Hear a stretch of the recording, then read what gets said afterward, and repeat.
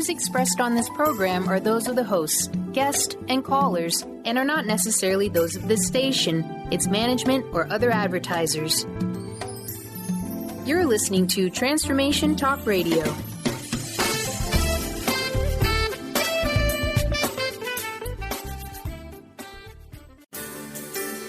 On the cutting edge of the new mainstream, Christine Upchurch is passionate about bringing together science, psychology, and spirituality in a way that can be applied to our everyday lives for true transformation. The Christine Upchurch Show, stellar conversations to illuminate your journey, engages some of the most inspired visionaries on the planet in lighthearted, lively dialogue. Join us as we explore the expansive nature of reality in a down-to-earth way, offering you insights and tools, empowering you to become that bright light you're meant to be. Now, here's your host, Christine Upchurch.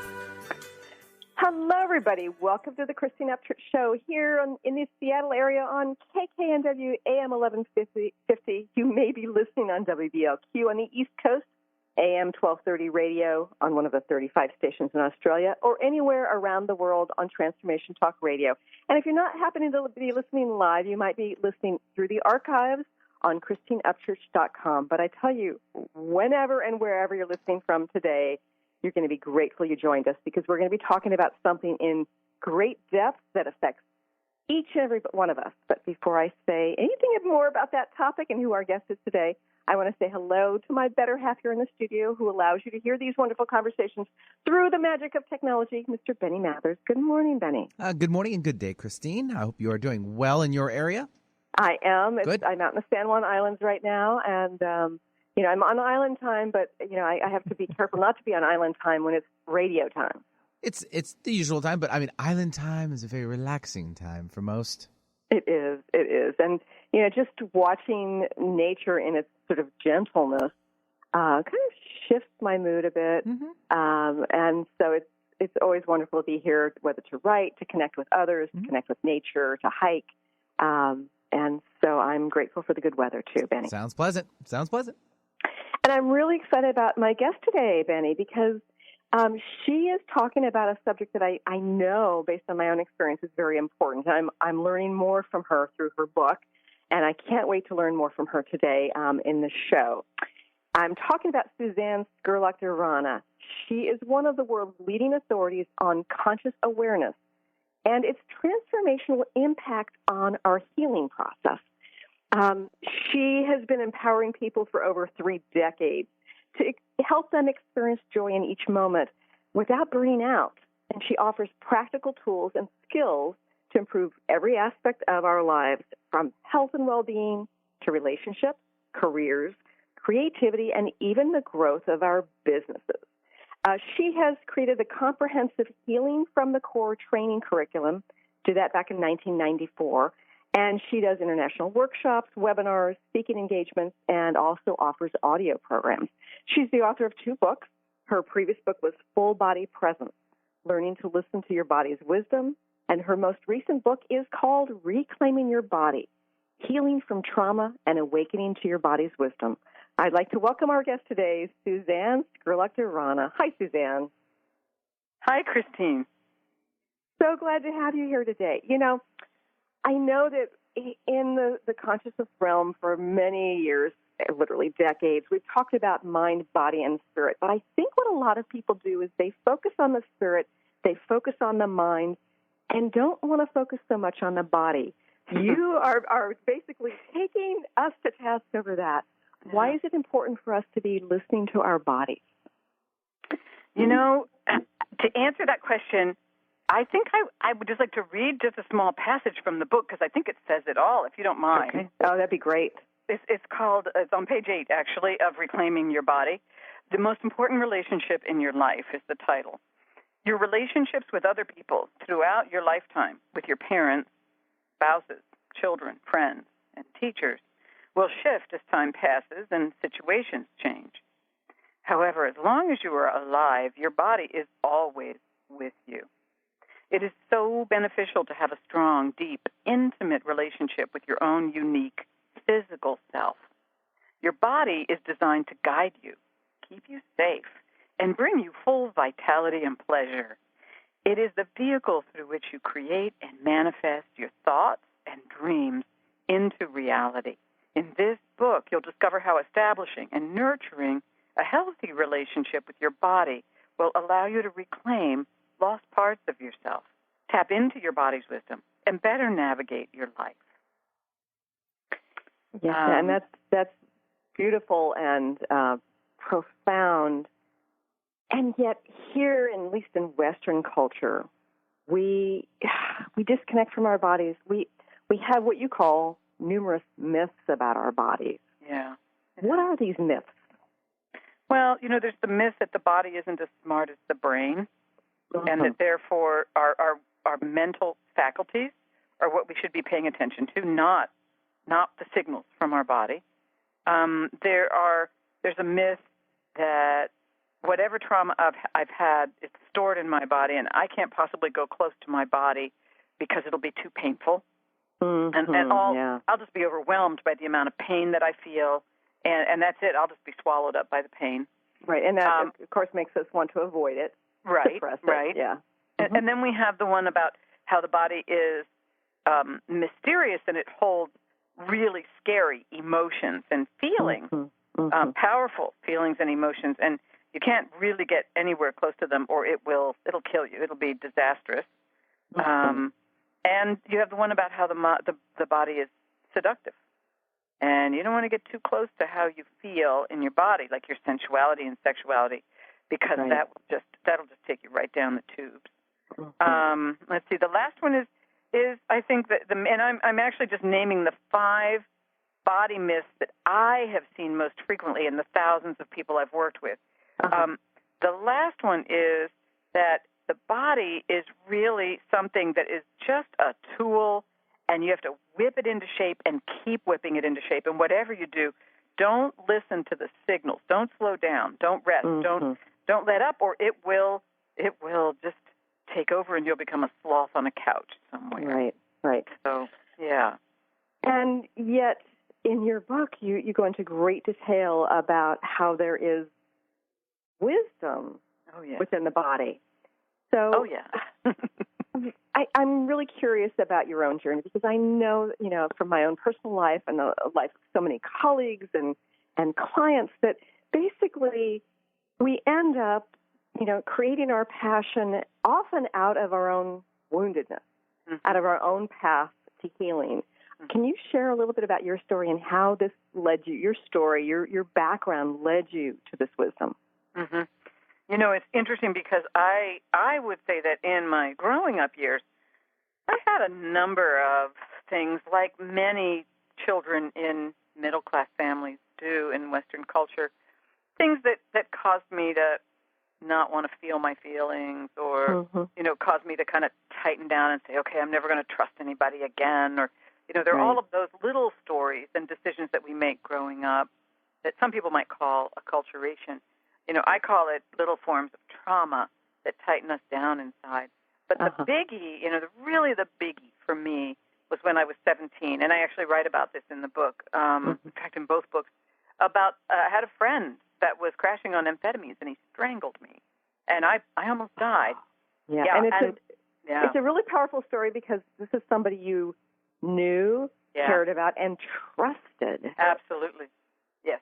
And the big deal about it, though, it was a very traumatic experience. I did live through it, but the cool part that really ignited me internally, and I didn't even know at the time, Christine, that it was igniting me until it just sort of slowly grew and grew and grew, because I was only 17 when this happened, was the knowledge. I recognized that my gut had known a good 15 or 20 minutes, maybe a half an hour before he strangled me, that something not right was happening in that vehicle. We were just sitting in the parking lot at a pool party, on summer night.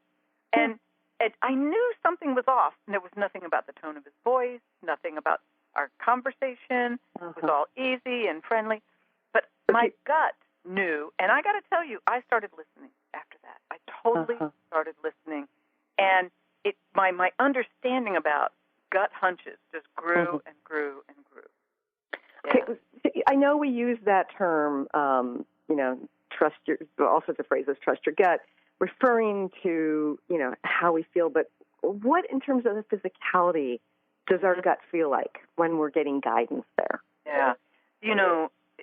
Honestly, when the gut is giving you guidance, it's often just a very subtle, small sense of this is the right thing to do, or something's really off here. In my case, it just felt like a very subtle sense of uneasiness. It wasn't the kind of worry that you get in your head when you're afraid something's going to happen. No, right. It's very, number one, it's lower in the body. Okay. But number two, there's no charge to it. There was just a very clear sense that I should have gotten out of that car and walked away long before I did. And that's fascinating. You say there's no charge to it, as opposed to if you were in the mental realm of fear, there'd be a great charge to it. Oh, yeah. And it would cause, your vagus nerve to start to fire and your gut would get the churning. That's a very different sense than the sense that I had in my gut that night. Yeah. Yeah, and there's another story that followed after that I think I talked about in my first book, just a couple of years later, where I got myself out of a potential date rape circumstance by trusting my gut. I felt like something was off, and I just very impolitely excused myself, got up and left the room and didn't go back. And it probably saved my buns. So yeah. Did you get validation somehow that... I did. Okay. Well, what was that validation? The validation was that several other women on campus showed up having been date raped by this same guy. Wow. So, yeah. Oh, yeah. Yeah. So what a great lesson in listening. Yeah. Yeah. So that was the beginning, was my gut. And then, you get to the heart and your bones and your pelvis and your feet and legs, all those other areas. It just grew and grew with my craniosacral practice over the last 34 years. Yeah. Right. And that's very powerful, and we want to talk lots more about that, talk about the different types of knowingness in our bodies, and also the body intelligence quotient, and how we can release trauma and learn to listen to our body's wisdom more. More with Suzanne Scurlock-Durana here in just a few moments.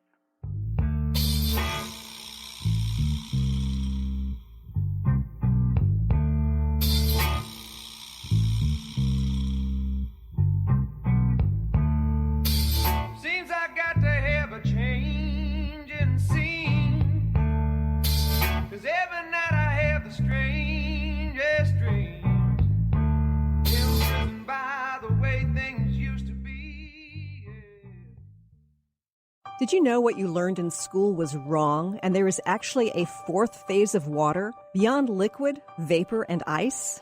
I know. I too was shocked when I learned this. What makes this new discovery so exciting? In scientific terms, this cutting-edge research explains the energetic potency of water.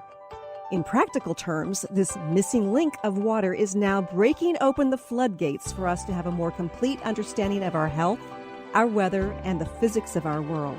Join researcher, award-winning presenter, and author Professor Gerald Pollack of the University of Washington as he shares new scientific insights about how this fourth phase of water, the sun's energy, and geomagnetism affect our planet, and how this affects you, at East West Bookshop in Seattle on Saturday, August 5th at 7 p.m.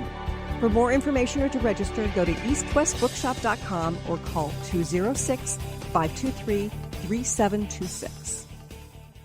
Chris Stanis is a spiritual leader and healer and teaches a course on how you can transform your life through a meditation and healing system that will manifest your spirit's dreams. She manifested the Women of Wisdom Conference, the Women of Wisdom book, and this radio show. And she can show you how to change your life too. Are you ready? Visit the website and contact her at voicesofwomentoday.com. That's voicesofwomentoday.com. The goal for the Art of Powerful Living Radio is to inspire every human to live lives that are rich, fulfilling, on purpose, and fun. This hit show with Robert Schoenfeld is a fresh approach to boldly living our lives with creativity, courage, patience, wisdom, love, and power. Join Robert every month with Dr. Pat Basile for the Art of Powerful Living Radio.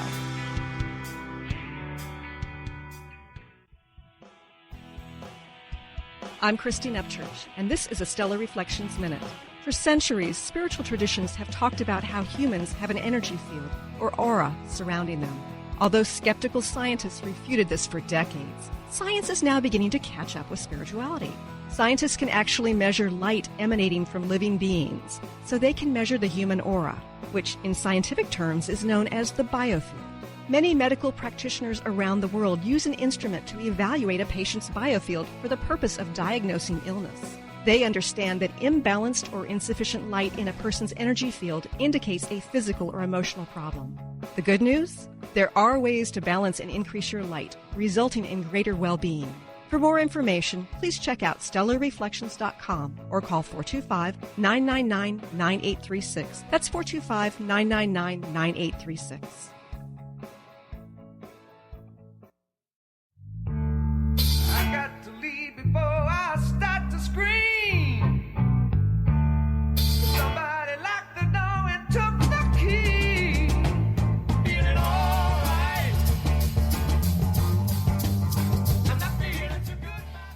Welcome back to the Christine Upchurch Show here on KKNW and Transformation Talk Radio. Benny, I always love the songs that you choose for the lyrics that relate to the subject at hand. And the subject we were talking about is how to reclaim our bodies. Mm-hmm. You know, Suzanne, I know that you've got a quick little quiz about determining our body intelligence quotient. Mm-hmm. What are some of those things we should be asking ourselves to know whether or not we are connected to our body's intelligence? Well, number one, let me just say why I put it in here. I call it the BQ, the Body Intelligence Quiz, because interestingly enough, people have a lot of denial about their relationships with their relationship with their body.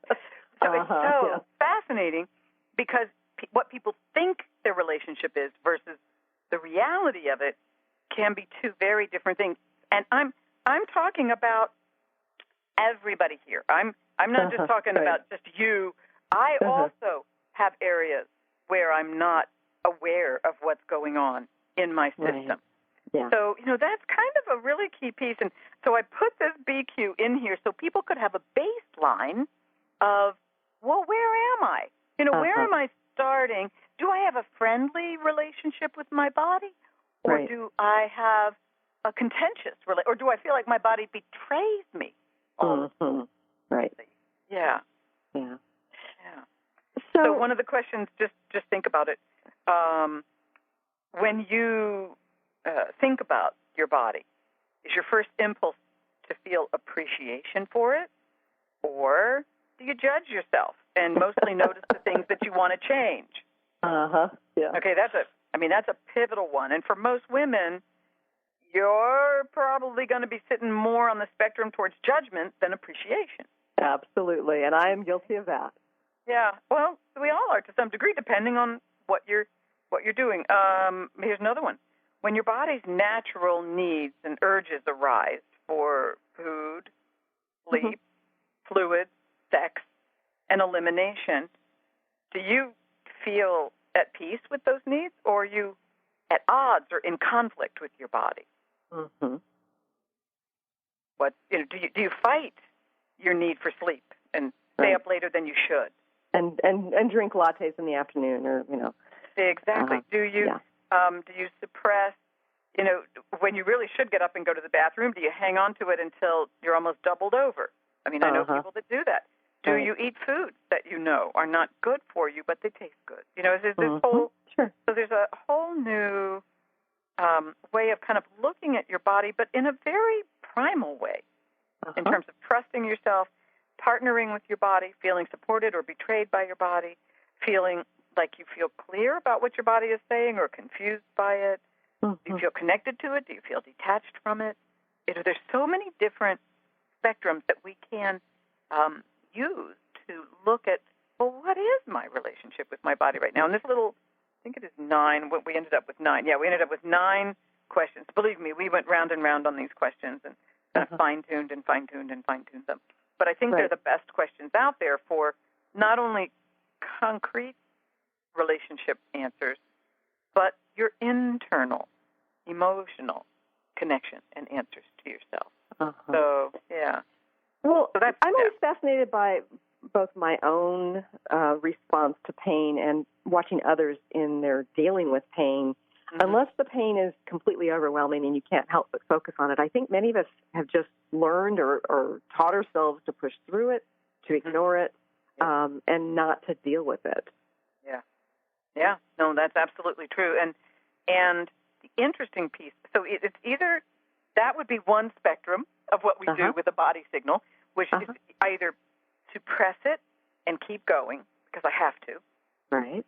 Or let's take the one where and I've seen this as well. A small pain shows up somewhere, and instantly you go into fear. Oh, my God, I think it's cancer. This must be cancer. Oh, my God, if it's in that part of it must be pancreatic cancer. Oh, my God. Yes. Sally died in 3 months of pancreatic cancer. Oh, my God. And so now it's gotten bigger and bigger and bigger, and you can't even think clearly, much less listen to what's happening in your body with that little catch and pull that you're feeling in your side under your ribs on the left-hand side, right? So if you've lost all curiosity, you've definitely judged it as something terrible, and you've just dived down a rabbit hole of fear. So there's another possibility that people can do that isn't helpful. Yeah. And again, that's the belief that your body's betraying you, because if there's a twinge, it must be something that's going to kill you. Right. Yeah. Yep. So there's just so many different ways that we can either partner with our bodies and learn from it.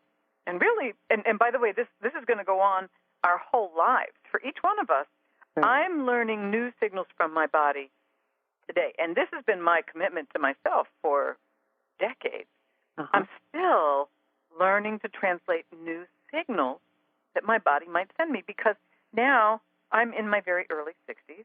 And I have different signals from my body today than I had in my early 30s.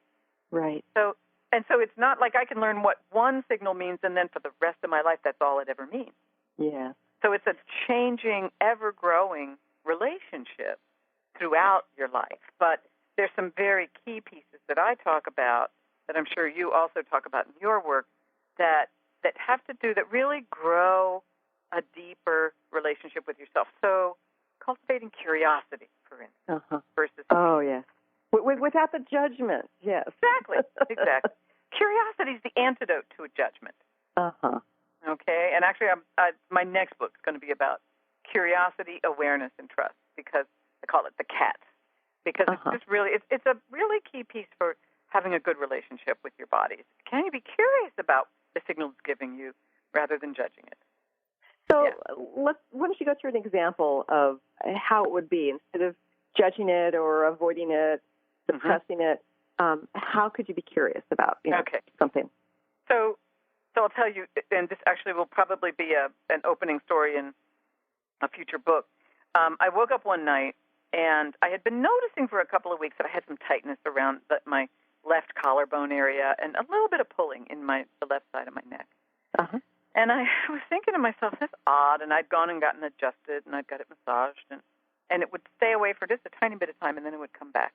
So I wake up in the middle of the night, about 2 in the morning, and when I breathe, it hurts. I mean, it hurts. Not like a sharp pain, not like a heart attack pain, but I can't get a full breath. Right. Now, this is something that for most people would send them instantly into panic. I can't breathe. But I laid there and I thought, isn't that odd? So I reached over and woke up my husband, and again, I just stayed curious. Now, if I had gotten scared at that point, my chest probably would have gotten tighter. I probably would have gone into a panic, and then I really couldn't have breathed. But to make a long story short, what happened over the next 2 hours, my husband's an acupuncturist and also a craniosacral therapist and a healthcare person. He does coaching and all kinds of stuff. So he, number one, took my pulses, and he said, well, you're not having a heart attack, but just in case, get up and go take an aspirin. So I did. I got up, and when I stood up, it didn't hurt. And I thought, that's weird. So number one, I knew I wasn't having a heart attack right there. But I also, in my body, I just settled in, and I thought about calling 911, and the ambulance, and I thought, no, that's not. I don't need that. I'm not suggesting to your listeners that anybody else try this if you get chest tightening, unless you really know your own body signals, unless you have somebody like my husband laying beside you that can affirm my hunch at that point. Right. Okay? And we figured out over the next 2 hours, just by staying curious, we got on the Internet, I tried different positions, and finally figured out that when I got on all fours and was kind of leaned over the bed with my elbows on the bed, and he was doing acupuncture points down my back and tapping things, I was completely out of pain in a couple of hours and was able to go back to sleep. I mean, no problems breathing, nothing. We got in the car the next morning, and we figured out that it was probably pericarditis. And when we went to the Internet, sure enough, there it was. If you have pain on lying flat back or right or left side, it's a pericarditis. If you have pain in other circumstances, you're having a heart attack, call 911. So what is that? What is pericarditis? Pericarditis is a severe inflammation of the envelope, the fascial envelope that your heart lives in. Okay. So and interestingly enough, when you lean forward, it takes that envelope off the back of your ribs, and so it's not scraping back and forth every time you breathe in and breathe out. That's where the pain is. So you lean forward. Now you've no longer got the ribs being pulled and tugged, and the pain goes away. So it was the most fascinating thing, because all of the symptoms for your average person would have sent them into a complete fear-based tailspin that could have escalated it to something else. We got to the ER. I got up at 6 in the morning, went to the ER just to double-check everything, and they said, sure enough, they looked at everything. All my numbers were good, and in fact, whatever treatment my husband had given me had even taken care of the pro-inflammatory cytokines. We didn't really have any signals at all, and they said this was, by all description, you have pericarditis. Here's a high-dose anti-inflammatory to take for the next couple of weeks until the virus goes away, and that's that. So it's a really interesting piece, how staying curious and staying open and really continuing a dialogue with your body in a very intimate level, you can get all kinds of answers that you lose the capacity to hear if you go into judgment and fear. Right. I mean, you just lose that capacity. And I think about how really good body work, as well as psychotherapy and coaching, helps people to stay curious and not go into judgment and fear. And when we do that, when we assist people in that process, either hands-on or hands-off or via energy work, that helps people to get to their inner wisdom, right? Right. And it's the body system. Yeah. Yeah. And there's this aspect of creating presence and in-the-moment awareness without that judgment that vibrationally affects where we're at. It affects our vibrational field, and it's through that place where change can occur. So it's a very powerful place to be, whether working with somebody, as you do, and as I have done for many years too, or dealing with ourselves. That's actually what I teach in my classes, full body presence, in the Skills to Energize Your Life class, in all of my advanced trainings in healing from the core. I actually teach people how to calibrate internally and work with their own process, and then how to work with someone else's process in that same way. And that's the real gift, to know how to do that. Yeah, absolutely. We have to go to another quick break, but more about reclaiming your body here in just a few moments.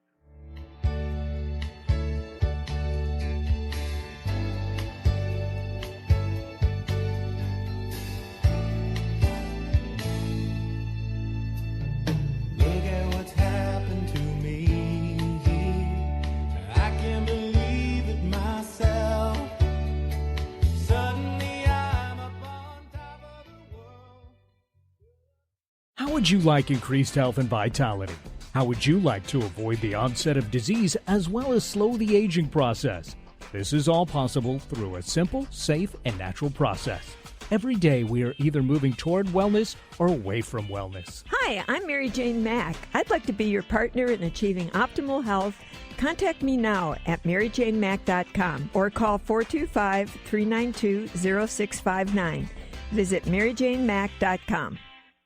Did you know what you learned in school was wrong, and there is actually a fourth phase of water beyond liquid, vapor, and ice? I know. I too was shocked when I learned this. What makes this new discovery so exciting? In scientific terms, this cutting-edge research explains the energetic potency of water. In practical terms, this missing link of water is now breaking open the floodgates for us to have a more complete understanding of our health, our weather, and the physics of our world. Join researcher, award-winning presenter, and author Professor Gerald Pollack of the University of Washington as he shares new scientific insights about how this fourth phase of water, the sun's energy, and geomagnetism affect our planet, and how this affects you, at East West Bookshop in Seattle on Saturday, August 5th at 7 p.m. For more information or to register, go to eastwestbookshop.com or call 206-523-3726. Isn't it time to put your health first, to give yourself the gift of whole body wellness? What if embracing unconditional love and self-care was the first step to wellness? Could you honor that for yourself? My name is Audrey Michelle, host of Rewired Life Radio and the author of Rewired Life, A Journey to Untangle Chronic Pain and Endometriosis. In my book, I share how I healed from 17 years of chronic pain and disease. Get your signed copy at audreymichelle.com/book, spelled MICHEL.com/book. I'm Christine Upchurch, and this is a Stellar Reflections Minute. What does the word healing mean? Many think that healing merely means eliminating symptoms. However, based on my many years as a healer, I have a much broader perspective on the word. Healing can manifest in a variety of ways, including having physical problems resolved, becoming more emotionally centered, experiencing better relationships, gaining greater clarity, and feeling more spiritually connected. True healing always includes some level of transformation. Whatever form healing takes, there is one commonality, an improvement in quality of life. To me, the highest form of healing goes beyond aligning with wellness. It comes from recognizing our soul's voice and allowing it to speak through us. And in that sense, don't we all yearn to heal into our wholeness? Please visit stellarreflections.com or call 425-999-9836. That's 425-999-9836.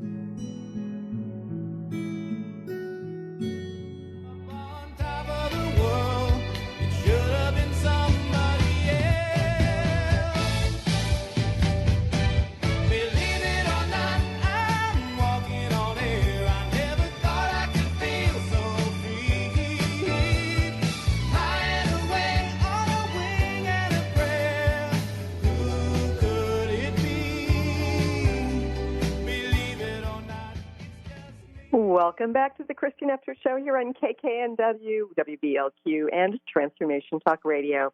I'm talking today to Suzanne Scurlock-Durana, the author of a couple of books, including her latest, which is wonderful, Reclaiming Your Body, Healing from Trauma and Awakening to Your Body's Wisdom.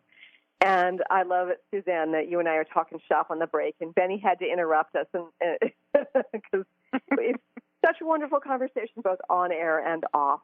Yeah. You know, you talked about your own experience and how important it is for us to trust our gut. Mm-hmm. What are the different types of body wisdom that we should be listening to and connecting with? Well, first I just want to say the caveat that every single cell in our body has intelligence and wisdom. And so when I chose these 6 wisdom areas, I basically had to stop counting the different kinds of wisdom areas because I could have kept going. And there are many other smaller wisdom areas. But what I did was I named kind of the 6 major neighborhoods, if you will, in the body that have their own characteristic kind of wisdom. So the 2 that people are really, I was going to say 1, but there really are 2 nowadays. The enteric brain, like the gut brain, has gotten a tremendous amount of press recently, a lot of research on how intelligent the gut is and how it guides the immune system, and there are more endorphins are made there than in the brain and the head brain, and all of the different stuff about the gut brain. The other place that has really gotten a lot of press, thank you, HeartMath Institute. I love the HeartMath Institute. I did too. I got to meet Roland McCready actually at a conference I was at in London in May. Yeah, what a great guy! And we had we had a wonderful conversation about the heart. And they've done a tremendous amount of research about the heart and the heart brain and the capacity when the heart is coherent and it has good heart rate variability to clear your mind and to connect with the prefrontal cortex and the midbrain in such a way that you're more creative. You're more capable of doing strategic thinking and following through on things you want to do. And it is just wonderful how the heart feeds the brain and not the other way around. Yeah. Once upon a time, we were sure the brain is the king, and there are many out there who still believe that, and yet science is showing that that's not quite the case. Mm-hmm. You know, I just laugh. I have to tell you, I've been doing this for so long that when I meet somebody that's still locked in their head, I mean, it used to really bother me because I had so many experiences of that just not being true, that our brains in our heads are not. I mean, someone who just lives from there, I just feel sorry for them because they're missing so much of the juiciness of life and the richness of life when that's the only thing that they can actually assess the world or their life from. Is it reasonable and is it logical? And if it ain't reasonable or logical, I don't want to have anything to do with it, and I'm certainly not going to allow it to have any validity in my world. And then that just makes me like, okay, well, if you must, you know, if you really have to do it that way, go ahead, but you're missing out. Know that you're missing out. So that's that was one of the biggies. The pelvis is a part of the body that is the engine of who we are. Interesting. Yeah, when that root chakra is open and the energy is moving through it, you've got health, you've got the energy for the gut and the heart to really power what they know they want to do. The pelvis is a biggie, and yet in our culture, in Western culture, it's often demonized. It's sort of the black sheep of the family, I say, because because sensuality and sexuality is definitely marginalized in a lot of different ways. Yeah. Right. So and compartmentalized is not as an integral part of our being. Exactly. Yeah. And that's just honestly, it's just kind of idiotic because it's just not true. Yeah. Right. And there are a bunch of stories in the book where I talk about different things that happen with the pelvis that can be make or break deals in our health, in our whole body health. Yeah. Right. Could you give us an example? Because the stories are so powerful. Yeah. So one of the real ones, and I actually had this experience myself in a different way, but there was a client of mine that came in, and she was just dragging. It was a new client. Somebody finally talked her into coming in to see me. And I could tell that she was someone that was used to getting a lot done, but she was really, her energy level was in the toilet. And I come to find out that a year before, she had been out hiking and had slipped and landed on a really hard rock and had probably broken her coccyx, possibly her sacrum. But by the nature of what I was able to do for her, I think it was just the coccyx because we were able to free it up. But it was fascinating because ever since that injury occurred, number one, she got right back up and she was in excruciating pain, got right back up. She had to hike back down the mountain. Oh, yeah, right. Kept on going. She was the mother of young children. Her husband depended on her. She never stopped. She just kept pushing on through. And she had always thought of herself as being kind of easygoing and loved to do things for her family and full of life and everything. And it was almost like somebody pulled a plug. She had no energy. She was literally running on fumes for a year. And it just got worse that's a long time. Worse.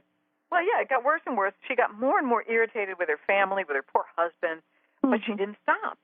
And she didn't realize that she actually forgot about the fall, and she did not realize that it came from an injury that literally had traumatized her pelvis to such a degree. The whole pelvic floor had just tightened down, and there was not much energy running through there at all because of what was going on. And when I held her sacrum and her coccyx in my hand, it was like, whoa, baby, what happened here? And the whole, then she remembered what had occurred. Literally, she didn't come into me saying, I want you to work on my pelvis. She came in saying, my best friend said I just have to come in and see you because you helped her with her energy. And I read the body, went for the sacrum and pelvis, and just said, wait a minute, what happened here? It was like holding a cold rock in my hand, rather than a warm, living bone that should have movement to it.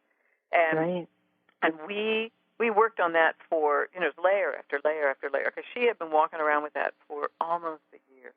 Mm-hmm. But I got to tell you, when I was able to release that for her, and she was able to realize how important it was, and she learned to ground herself. She learned how to draw energy up so her own energy reservoir could refill again, and her energy reservoir, her reserve could return to normal. It gave her back her life. It was very wonderful. Yeah. Right. So you talk about reading somebody's body. I'm curious if you could just say in a nutshell how you go about doing that. Well, that is actually an advanced cranial skill. It's called arcing. Uh-huh.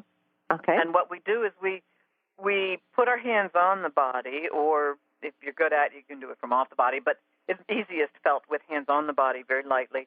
And you're listening for places in the body that are saying to you, over here, over here. And they're usually places that have trauma, that have been encapsulated, they've tightened down, and the body's walled them off so you can keep going through your life.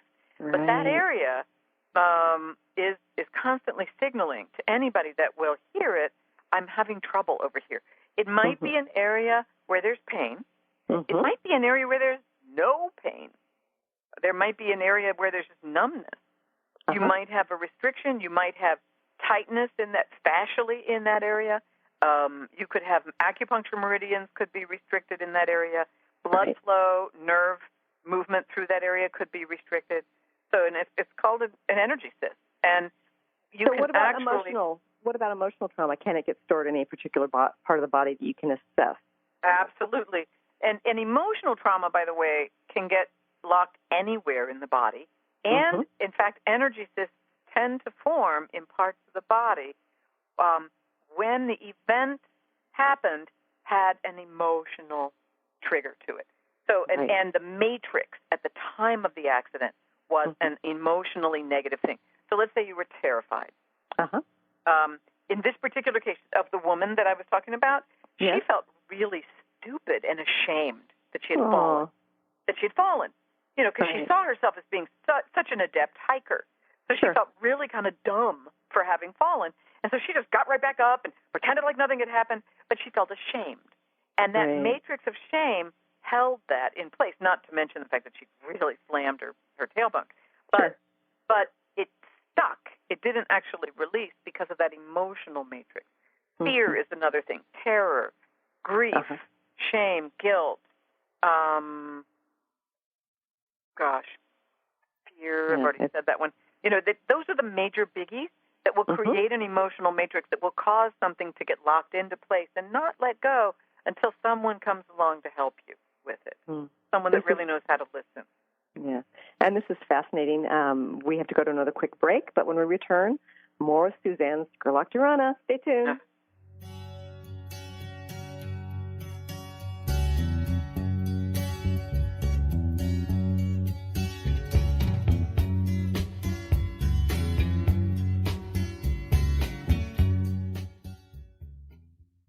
Did you know what you learned in school was wrong, and there is actually a fourth phase of water beyond liquid, vapor, and ice?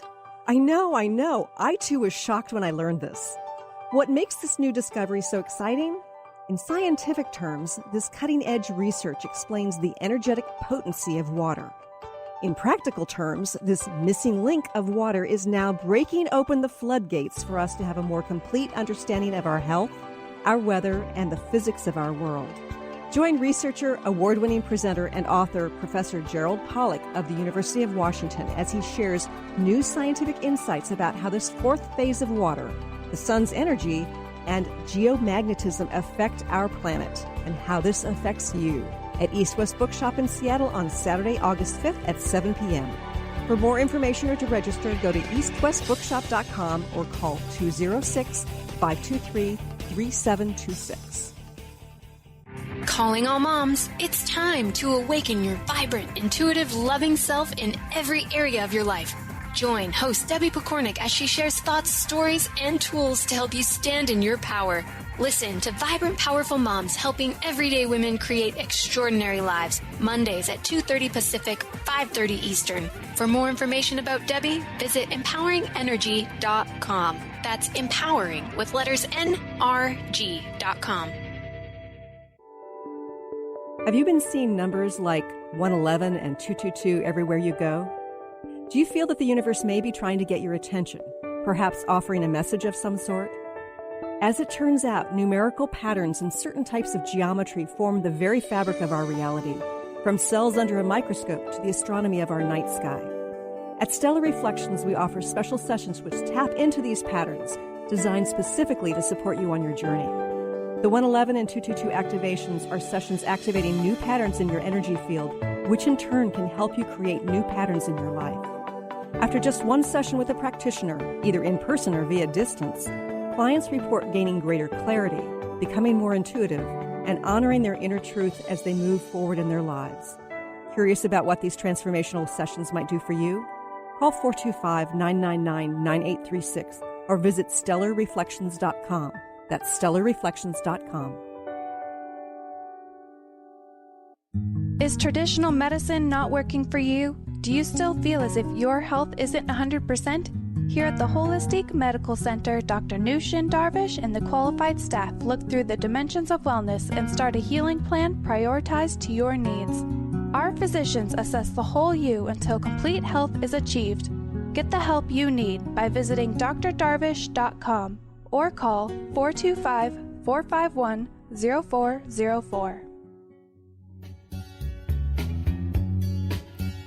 I can see her lying back in her satin dress in a room where you do what you don't confess. Sundown, you better take care if I find you. Welcome back to the Christine Upchurch Show here on KKNW and Transformation Talk Radio. Boy, this hour is flying by, Suzanne. I'm really enjoying this conversation. I've so enjoyed your book. And I know that many others are going to be interested in learning how they can connect with you, how they can find your workshops, and, links for your book. Can you please share with our listeners how they can connect with you? So probably one of the easiest ways to do it is to go to healingfromthecore, CORE.com, healingfromthecore.com. You can go on Amazon and look for Reclaiming Your Body. It's been #1 in new releases for trauma and PTSD. Ever since it came out in June 15th. It goes in and out now. It may not still be there. But Amazon and Barnes & Noble have it on. And also, if you're looking for, we just had that conversation about advanced craniosacral work. If you go to upledger.com, upledger.com, you will find there's a very big tab on the front page called Find a Practitioner. And on that, you can put in your zip code, and you can see who's had the most training and the most certifications in their system. And it's really the gold standard still today in training for craniosacral therapists. Right, and you said you teach the advanced courses, some of the advanced courses there, right? I do. I don't teach the first levels anymore, but I teach from the third level on up. I have 4 different classes that I teach at this point, and I love it. It's still just such a huge part of my world, along with the healing from the core work. That whole curriculum and level of classes that I teach, as well as the Healing the Pelvic Floor that I teach for women at Esalen Institute and in Asheville, North Carolina. So go to my website and take a look at it. I love to teach, and it's been a fun ride these last 30 years, getting to deepen and deepen and deepen what I teach and how I'm able to help people come home to themselves more and more deeply. And Suzanne, as I said to you, sometime during the break, I want to share with our listeners, as I've read through some of the stories in this book and just, following the story of how you're interacting with the client brought tears to my eyes because you were bringing a special kind of presence. And I know that there are all sorts of techniques to it, but there's an aspect of how you bring yourself fully and with acceptance and curiosity that is incredibly profound, and it brought tears to my eyes. So it's powerful. And I know that this hour is flying by, and you've talked about the gut wisdom, you've talked about heart wisdom, some the pelvis. I know that there are lots more categories, but can you share just a couple more about, you know, what parts of our bodies have wisdom and what that relates to? Well, you have bone deep wisdom, and we talk about this. I mean, when you think about it, we actually speak about it in our language. We'll say, "Oh, that chilled me to the bone," or I knew all the way into my bones that was true, or you know, they're very different things that we actually say. We have language for this primal knowing that the body has. So Right. I just wanted to add that when I was in England, I forget the name of the mound area, but there were, you know, for many, many years, they were burying the wise elders there because they felt that there was wisdom in their bones. And they wanted to put that wisdom in like one area so you could go and sort of, you know, be there and be present with the wisdom of the elders that came from their skeletons after they were buried. Isn't that great? See, we know this. We know this at some level, don't we? Yeah, and yet in the modern world, we've totally left that behind. Mm-hmm. You know, it's kind of crazy to think about that the wise elders are being lost in a way. And hopefully that's changing. And I really do pray that we're coming to a time where the wisdom of our bones, those innermost recesses of who we are, gets listened to more and more. And the bones, think of your bones, just from a physical perspective, they are the densest connective tissue in the body. Just think about that. Your bones are a lot more dense than the fluids that move through your veins, and it's a lot denser than the muscles and the tendons. It's also, for the most part, other than your cranial bones, it's at the core of your body. So I think of the metaphor of that is that when you drop with your awareness into the inner sanctum of who you are, like all the way deep into your bones, there's a real steadiness that comes from dropping into your bones and living there with a rich flow of energy moving through your bones. It helps you to feel steady and clear. So the gift of the bones is steady clarity. And that's a very cool thing. Yeah. The one that's kind of fun that most people chuckle about is the wisdom of your feet and legs. And I'm actually going to be blogging about that sometime soon. And people can find my blog on my website.